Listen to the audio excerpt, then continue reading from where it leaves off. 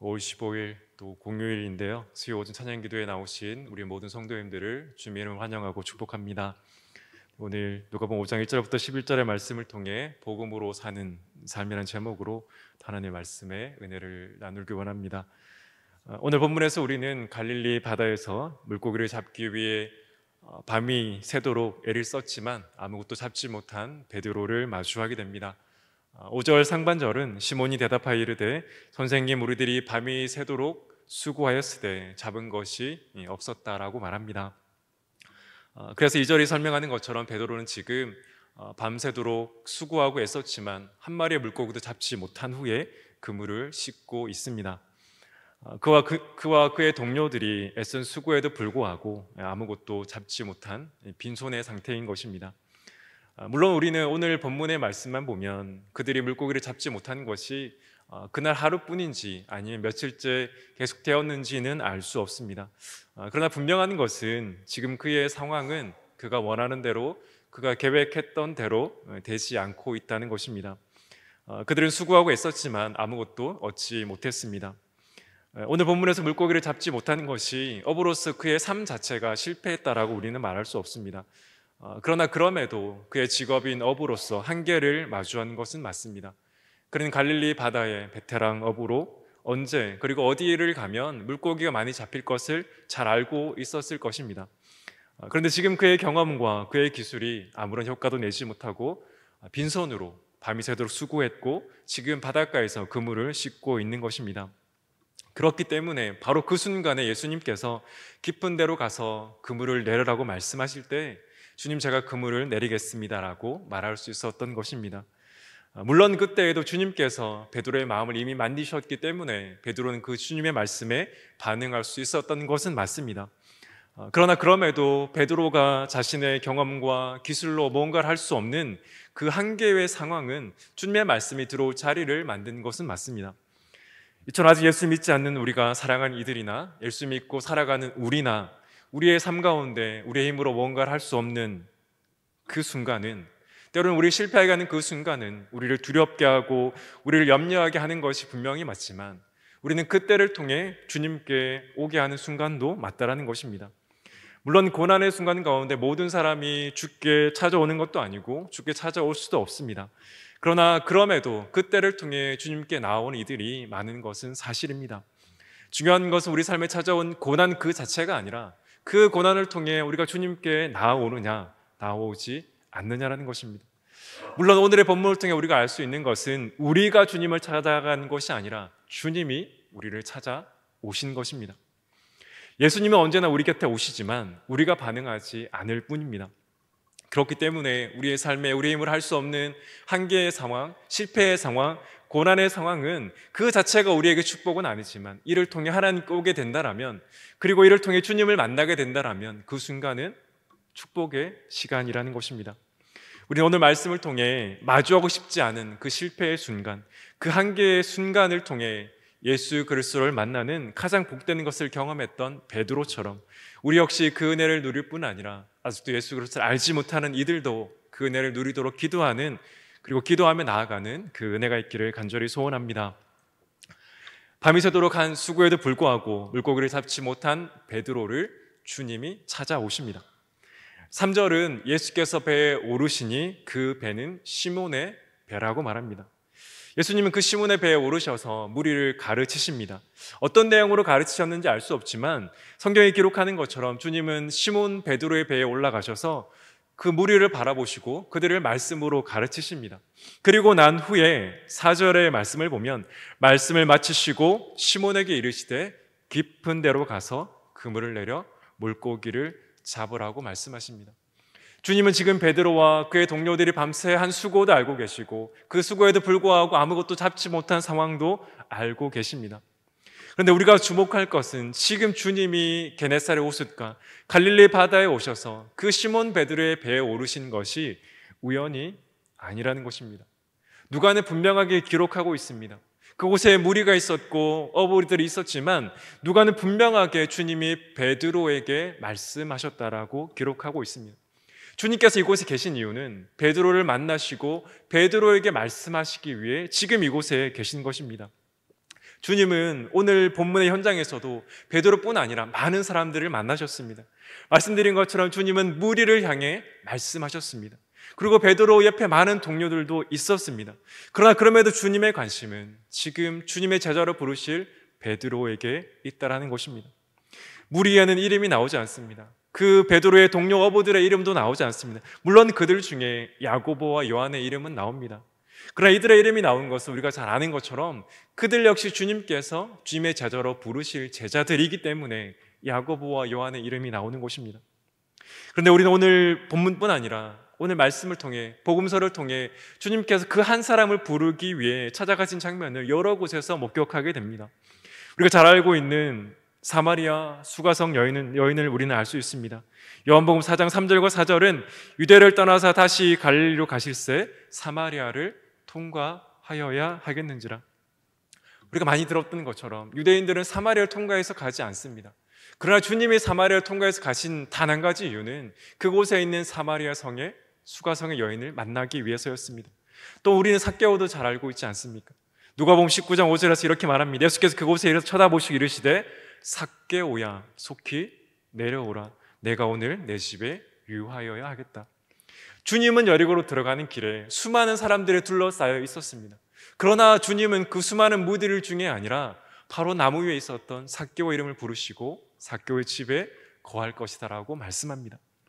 누가복음 5장 27절에서 세리 마태를 부르는 장면도 동일합니다. 그 후에 예수께서 나가사 레위라는 세리가 세간에 앉아 있는 것을 보시고 나를 따르라 하시니. 예수님을 찾아가시고 만난 이들의 모든 상황은 달랐지만 그러나 분명한 것은 주님은 그들 한 명 한 명을 찾아가셨다는 것입니다. 예수님 주위에는 그를 따르는 무리가 항상 있었습니다. 예수님 집에 무리가 없어서 그들 한 명 한 명을 만나는 것이 아닙니다. 주님이 가는 곳곳마다 수많은 무리가 예수님을 따랐지만 주님의 관심은 항상 그 한 사람 한 사람이었습니다. 주님께서 오늘 본문 가운데 수많은 무리가 있었고 베드로의 동료들도 있었지만 주님은 바로 그 베드로에게 찾아오셔서 말씀하시고 그의 이름을 부르시고 그를 제자로 삼으신 것입니다. C.S. 루이스라는 작가가 그의 책 예기치 못한 기쁨에서 자신이 어떻게 예수 그리스도를 믿게 되었는지에 아주 재미있게 표현을 합니다. 제가 읽어드리겠습니다. 모들린의 방에 혼자 있을 때 일만 잠시 내려놓으면 그토록 피하고 싶어 했던 그분이 꾸준히 한치의 양보도 없이 다가오시는 것을 밤마다 느껴야 했던 내 처지를 상상해 보기 바란다. C.S. 루이스가 말하는 그분은 하나님이십니다. 한치의 양보도 없이 다가오시는 그분이 바로 하나님이십니다. 그리고 C.S. 루이스는 이어서 이렇게 말합니다. 내가 너무나도 두려워했던 그 일이 마침내 일어나고야 말았다. 1929년 여름 학기에 나는 드디어 항복했고 하나님이 하나님이시라는 사실을 인정했고 무릎을 꿇고 기도했다. 그리고 이어서 그는 이렇게 말합니다. 나는 하나님을 찾아 나서지 않았다. 그 반대였다. 그분이 사냥꾼이었고 나는 사슴이었다. 그분은 인디언처럼 몰래 나를 추적해 정확히 겨냥하고 쏘셨다. 이 C.S. 루이스라는 작가는 자신이 구원을 받은 그 순간을 이렇게 표현하고 있습니다. 특별히 하나님을 사냥꾼이라고 표현하고 있습니다. 그리고 자신을 사슴이라고 표현합니다. 그리고 그 사냥꾼 대신 하나님께서 자신을 정확하게 쏘셨기 때문에 자신이 구원받았음을 분명히 고백하고 있습니다. 그리고 그가 고백하는 것이 무엇입니까? 자신이 하나님을 찾아 나서지 않았다라는 것입니다. 하나님께서 자신을 찾아 나섰고 하나님께서 자신을 쏘셨기 때문에 자신이 하나님을 하나님으로 인정하고 하나님 앞에 무릎 꿇게 되는 그 구원의 감격을 그가 경험했음을 분명히 고백하고 있습니다. 사랑하는 성도 여러분, 저와 여러분은 어떻게 구원 받으셨습니까? 저와 여러분이 하나님을 찾는 것이 아닙니다. 하나님께서 저와 여러분 각자를 찾으셨습니다. 하나님께서 저와 여러분을 추적하셨습니다. 사냥꾼과 그 사슴의 비유가 그 사슴이 정말 죽게 되는 것이라면 우리에게 좋은 비유가 아니지만 C.S. 루이스가 한 비유는 그 사냥꾼 대신 하나님께서 우리를 포기하지 않으시고 화살로 쏘셔서 자신을 사로잡았음을 그 사냥꾼과 사슴의 비유로 나타낸 것입니다. 하나님께서 우리를 정확하게 추적하시고 포기하지 않으고 쏘셨기 때문에 저와 여러분이 구원받으셨고 오늘 저와 여러분이 이곳에서 하나님을 향해 예배하고 있는 것입니다. 그래서 바울은 에베소 2장 8절에서 이렇게 고백합니다. 우리 이사야서 2장 8절 말씀을 한 목소리로 한번 읽어보도록 하겠습니다. 시작. 너희는 그 은혜에 의하여 믿음으로 말미암아 구원을 받았으니 이것은 너희에게서 난 것이 아니요 하나님의 선물이라. 아멘. 사랑하는 여러분, 그래서 은혜입니다. 우리 편에서 사는 것이 없고 우리가 하나님을 찾은 것이 아니라, 우리가 하나님을 추적한 것이 아니라 하나님께서 우리를 추적하셨고 하나님께서 우리를 찾아오셨기에 그것이 은혜인 것입니다. 그래서 그것이 저와 여러분에게 선물인 것입니다. 우리가 복음으로 살아간다는 것, 복음의 능력으로 살아간다는 것은 다른 것이 아닙니다. 바로 하나님이신 그 예수 그리스도께서 저와 여러분을 위해 무엇을 하셨는가를 알아가되 평생에 우리의 소원으로 삼고 알아가는 것입니다. 물론 우리가 하나님을 알아가는 것이 우리의 평생의 소원이라고 말씀드리면, 저는 예수님께서 우리를 하신 일을 이미 잘 알고 있습니다라고 말할 수도 있습니다. 주님이 우리의 십자가 달려 죽으시고 부활하신 것 내가 너무나 잘 알고 있습니다라고 우리는 충분히 말할 수 있습니다. 그러나 사랑하는 여러분, 우리가 분명히 생각해야 될 것은 우리가 평생에 주님이 우리 위해 하신 일을 알아간다고 한들 우리에게는 분명한 한계를 가지고 있다는 것입니다. 그 이유는 다른 이유 때문이 아니라 그 일을 하신 분이 바로 하나님이신 예수 그리스도이시기 때문입니다. 하나님께서 우리 위해 하신 일을 우리가 안 알아간다고 한들, 피조물인 우리가 알아간다고 한들 우리는 한계를 가질 수밖에 없습니다. 만일 우리가 하나님이신 그분이 하신 일을 완벽하게 알 수 있다라면 우리가 믿는 그 하나님을 우리는 하나님이라고 말할 수 없을 것입니다. 하나님이 하나님인 것은 우리의 이해와 한계를 뛰어넘는 분이시기 때문에, 우리의 이해와 한계를 뛰어넘는 그분이 우리를 위해 하신 일이기 때문에 우리는 하나님을 하나님으로 고백하고 믿을 수 있는 것입니다. 사랑하는 여러분, 하나님이신 예수님께서 이 땅에 오신 것이 이해가 되십니까? 어떻게 창조주 하나님께서 이 땅에 인간의 모습으로 오실 수가 있습니까? 창조주이신 하나님께서 이 땅에 오신다는 것은 세상에 어떤 종교도 만들어낼 수 없는 것입니다. 세상의 종교는 창조주가 인간을 구원하기 위해 이 땅에 오시는 것이 아니라 자신을 위해서 인간을 희생시키는 것이 세상의 수많은 종교들의 모습입니다. 그런데 주님은, 하나님이신 우리 예수님은 이 땅에 오셨습니다. 근데 더 중요한 것은 그분이 왜 이 땅에 오셨느냐입니다. 하나님의 아들이신 예수 그리스도께서 왜 이 땅에 오셨습니까? 바로 이곳에 계시는 저와 여러분 때문이 아닙니다. 저와 여러분을 구원하기 위해 그 하늘 보좌를 버리시고 이 땅 가운데 오셔서 십자가를 지시고 부활하셨기 때문에 저와 여러분이 하나님의 자녀가 되었고, 저와 여러분이 지금 그 영원한 소망을 가지고 하나님 앞에 나오게 된 것입니다. 사랑하는 여러분, 주님이 이 땅에 오신 것은 당연한 것이 아닙니다. 우리가 아무렇지 않게 받아들일 수 있는 것도 아닙니다. 왜입니까? 그분은 하나님이시기 때문입니다. 그런데 그 땅에 오신 예수님께서 그 무리들 가운데 베드로를 부르셨습니다. 그리고 말씀하셨습니다. 무리 가운데 항상 계셨지만 주님은 그들 가운데 한 사람, 지금 베드로를 주목하고 계십니다. 베드로를 주목하신 그 예수 그리스도는 저와 여러분 한 분 한 분의 삶 가운데 이미 찾아오셨습니다. 그 수많은 무리들 중에 한 명이 아니라 저와 여러분 각자를 부르시기 위해 이미 찾아오셨고, 그 예수 그리스도를 믿음으로 저와 여러분이 하나님의 자녀가 되었다라는 것입니다. 바울은 로마서 5장 8절에서 우리가 아직 죄인 되었을 때라고 말합니다. 그리고 10절에서 우리가 원수 되었을 때라고 말하고 있습니다. 이는 우리가 실제로 구원받기 전에 우리의 모습이 어떠했는지를 보여줍니다. 구원받기 전에 우리의 모습은 실제로 죄인이었고 원수였습니다. 그 하나님이신 예수님께서 오시지 않았다면 여전히 우리는 죄인으로, 하나님 앞에 원수로, 그 심판 앞에 두려워 떨며 살아갈 수밖에 없습니다. 물론 이 사실도 모른 채 살아가다가 죽음 이후에 그 영원한 지옥 형벌을 받게 되는 것이 저와 여러분의 모습이었습니다. 그런데 그 주님께서 오심으로 인해 우리는 죄인이 아니라, 원수가 아니라 하나님의 거룩한 자녀가 된 것입니다. 우리가 하나님을 찾아가는 것이 아니라 하나님께서 저와 여러분을 찾아오셨기 때문에 저와 여러분의 신분은 죄인과 원수에서 하나님의 거룩한 자녀가 된 것입니다. 그 하나님의 사랑을 알면 알수록 하나님을 향한 우리의 반응, 우리의 예배와 우리의 모든 것들은 달라질 수밖에 없지 않겠습니까?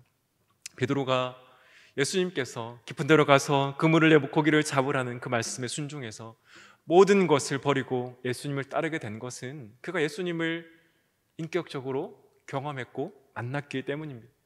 그가 자신에게 말씀하시는 예수님을 경험했기 때문에, 그가 인격적으로 주님을 경험했기 때문에 이후에 자신의 모든 것을 버려두고 예수님을 따를 수 있었던 것입니다. 우리는 예수님을 만나기 위해 나온 부자 청년을 잘 알고 있지 않습니까? 그는 예수님 앞에 나와 어떻게 하면 영생을 얻겠습니까? 라고 질문을 하지만 모든 것을 팔아 가난한 자들에게 나눠주라는 주님의 말씀에 근심하며 그는 결국 돌아갑니다. 누가복음 18장 22절부터 23절은 이렇게 말합니다. 예수께서 이 말을 들으시고 이르시되 내게 아직도 한 가지 부족한 것이 있으니 내게 있는 것을 다 팔아 가난한 자들에게 나눠주라. 그리하면 하늘에서 내게 보화가 있으리라. 그리고 와서 나를 따르라 하시니 그 사람이 큰 부자이므로 이 말씀을 듣고 심히 근심하더라. 부자 청년은 예수님을 인격적으로 만나지 못했습니다. 그래서 자신의 모든 것을 버려두고 나를 따르라는 그 주님의 명령 앞에 근심하며 돌아갈 수밖에 없었던 것입니다. 그러나 베드로는 주님을 만났습니다. 주님을 경험했습니다. 그래서 그는 그 주님을 만난 반응에 자신의 모든 것을 버려두고 예수님을 따를 수 있었던 것입니다. 사랑하는 여러분, 그렇기 때문에 우리가 복음으로 살아간다는 것, 복음의 능력으로 살아간다는 것은 다른 것이 아닙니다. 주님께서 우리를 위해 하신 일을 아는 것, 그리고 그 주님과 날마다 동행하는 것입니다. 요한계시록 3장 20절에서 사도 요한은 이렇게 말합니다. 볼지어다 내가 문 밖에 서서 두드리노니 누구든지 내 음성을 듣고 문을 열면 내가 그에게로 들어가 그와 더불어 먹고 그는 나와 더불어 먹으리라. 사랑하는 여러분, 이 말씀이 저와 여러분의 평생의 소망이 되시기를 간절히 소원합니다.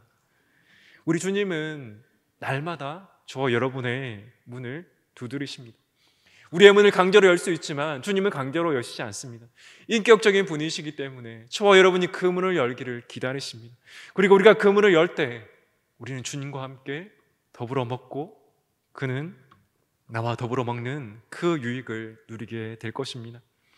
베드로가 맡겨진 사명을 따라 예수님을 전하고 자신 모든 것을 버려두고 따라갈 수 있었던 것은 그 예수님의 명령 때문이 아니라 예수님을 만나고 경험했기 때문입니다. 사랑하는 여러분, 성경에 수많은 명령들이 있지만 결코 명령이 먼저일 수 없습니다. 우리가 그 명령을 받아들일 수 있는 이유는 우리가 예수 그리스도를 만났기 때문입니다.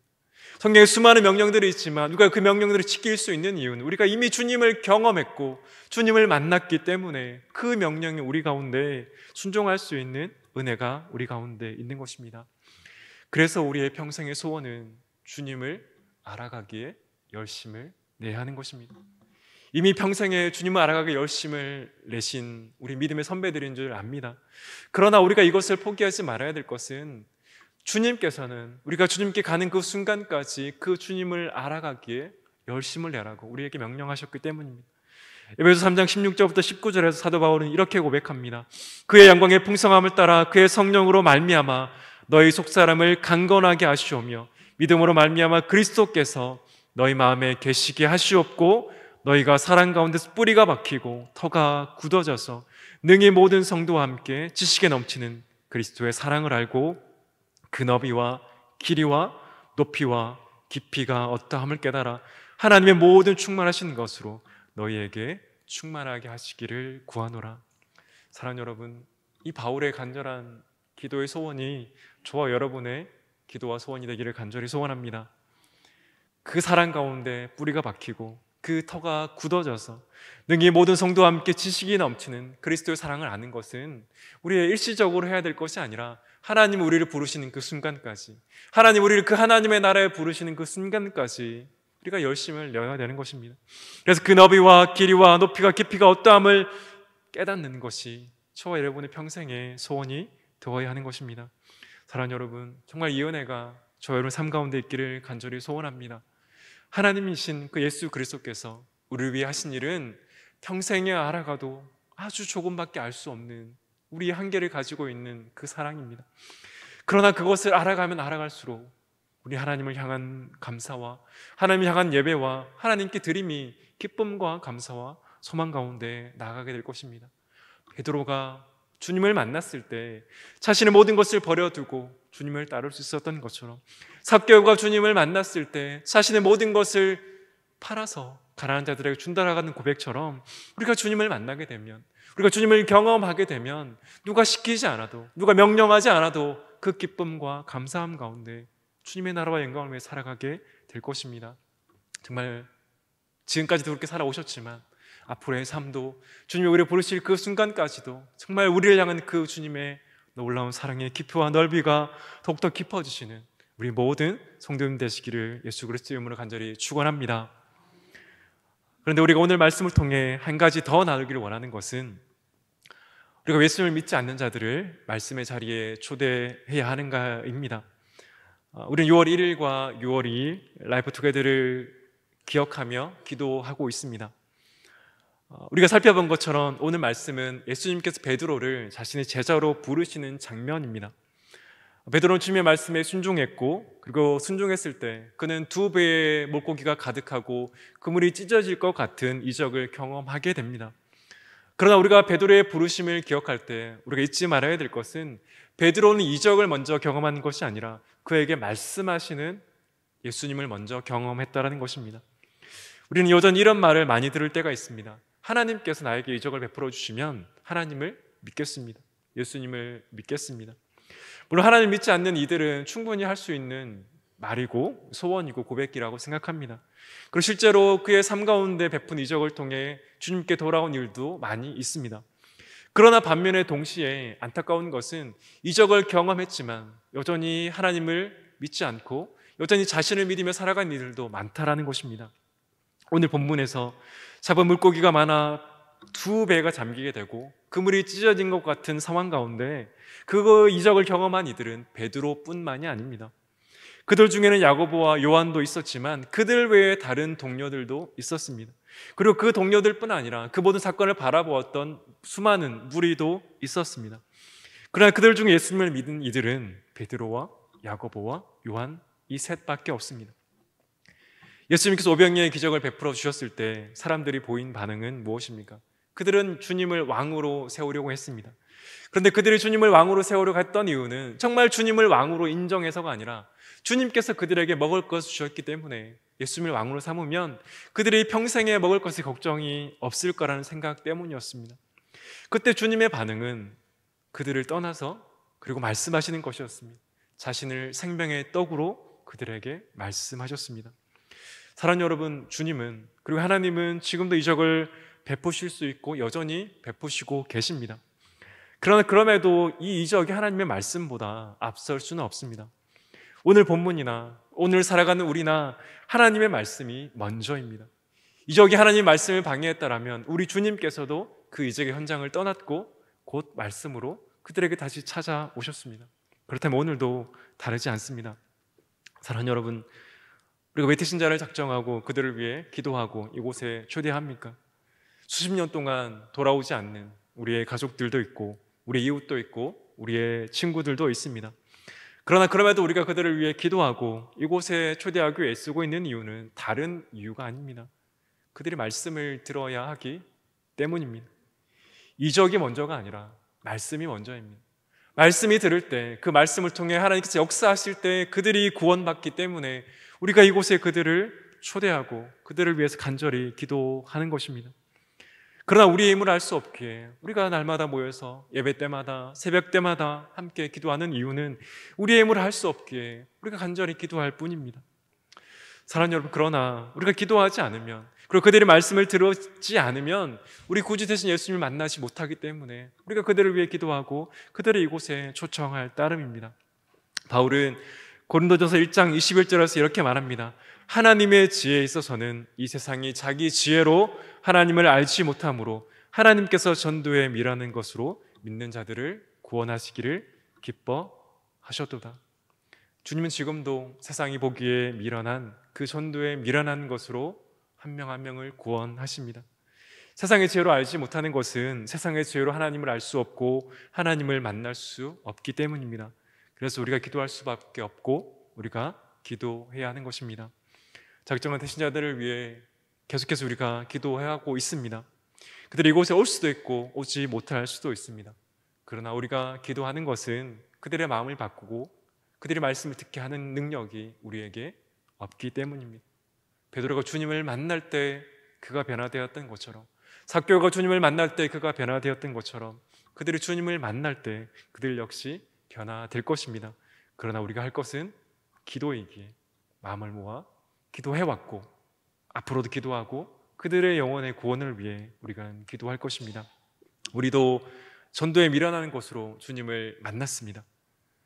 합리적이어서가 아니라, 이해되어서가 아니라 그 전도에 미련한 것 가운데 하나님께서 역사하셨기 때문에 그 전도에 미련하는 것으로 우리가 구원받은 것입니다. 바라기는 우리가 먼저 이 구원의 은혜를 정말 깊이 깨닫기를 간절히 소원합니다. 말씀드렸던 것처럼 그 하나님의 사랑을 알아가기에 열심을 내는 저와 여러분 되기를 간절히 소원합니다. 우리가 이렇게 살아갈 뿐 아니라 우리가 작정한 우리의 가족들, 그들도 우리처럼 그 전도에 미련하는 것으로 예수 그리스도를 만나고 베드로처럼 주님, 제가 죄인입니다, 저를 떠나소서라는 그 고백과 그렇기 때문에 구원자 되신 예수 그리스도를 바라볼 수 있는 은혜가 저 여러분의 간절한 기도 가운데, 그 기도를 통해 역사하시는 성령의 역사 가운데, 복음의 선포 가운데 있기를 간절히 소원합니다. 한 영혼이 돌아올 때 저와 여러분만 기쁜 것이 아닙니다. 성경 분명하게 말씀합니다. 한 영혼이 돌아올 때 저 천국에서 잔치가 벌어진다라고 말씀하고 있습니다. 하나님께서 누구보다 그 한 영혼이 돌아오기를 기다리시고 기뻐하십니다. 우리만의 소원이 아니라 하나님의 소원입니다. 그 하나님의 마음으로 기도하시고 더욱더 주님 앞에 그 복음의 능력 가운데 살아가시는 저와 여러분 모두의 삶이 되기를 예수 그리스도의 이름으로 간절히 축원합니다. 우리 시간 말씀을 기억하며 함께 우리 기도하길 원합니다.